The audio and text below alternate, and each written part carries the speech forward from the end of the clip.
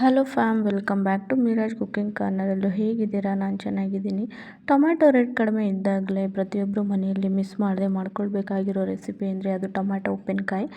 ನಮ್ಮಮ್ಮ ಟೊಮ್ಯಾಟೊ ಉಪ್ಪಿನಕಾಯಿ ಮಾಡಿ ಬಿಸಿ ಬಿಸಿ ಅನ್ನ ಅದ್ರ ಜೊತೆ ತುಪ್ಪ ಮಿಕ್ಸ್ ಮಾಡಿ ಕೈ ತುತ್ತು ಕೊಡ್ತಾಯಿದ್ರೆ ತುಂಬ ಚೆನ್ನಾಗಿರ್ತಾಯಿತ್ತು. ಅಂಥ ಒಂದು ರೆಸಿಪಿನ ಹೇಗೆ ಮಾಡೋದಂತ ಈ ನನ್ನ ವಿಡಿಯೋದಲ್ಲಿ ನೋಡೋಣ. ಒಂದು ಸಲ ಮಾಡೋದ್ರಿಂದ ಆರಾಮಾಗಿ 5ರಿಂದ 6 ತಿಂಗಳು ಸ್ಟೋರ್ ಮಾಡಿ ಇಟ್ಕೋಬೋದು. ಒಂದು ಪ್ಯಾನ್ಗೆ 4ರಿಂದ 5 ಟೇಬಲ್ ಸ್ಪೂನಷ್ಟು ಆಯಿಲನ್ನು ಆ್ಯಡ್ ಮಾಡಿ, ಆಯಿಲ್ ಹೀಟ್ ಆಗ್ತಿದ್ದಂಗೆ ಹಚ್ಚಿಟ್ಕೊಂಡಿರುವಂಥ ಟೊಮ್ಯಾಟೊ ಅದ್ರ ಜೊತೆನೇ ಹುಣಸೆ ಹಣ್ಣನ್ನು ಆ್ಯಡ್ ಮಾಡಿ ಲಿಡ್ನ ಕ್ಲೋಸ್ ಮಾಡಿ 4ರಿಂದ 5 ನಿಮಿಷಗಳ ಕಾಲ ಟೊಮ್ಯಾಟೊ ಸಾಫ್ಟ್ ಆಗೋವರೆಗೂ ಕುಕ್ ಮಾಡಿ ಇಟ್ಕೊಂಡು ಬಿಸಿ ಆರಿಸ್ಕೊಳ್ಳಿ.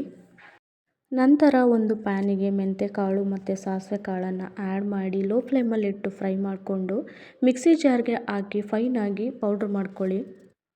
ಕಂಪ್ಲೀಟಾಗಿ ಕೂಲಾಗಿರೋ ಟೊಮ್ಯಾಟೊಗೆ ಒಂದು ಮಿಕ್ಸಿ ಜಾರಿಗೆ ಸೇರಿಸಿ ನುಣ್ಣಗೆ ಪೇಸ್ಟ್ ಮಾಡಿ ಒಂದು ಬೌಲಿಗೆ ಅದನ್ನು ಟ್ರಾನ್ಸ್ಫರ್ ಮಾಡ್ಕೊಳ್ಳಿ.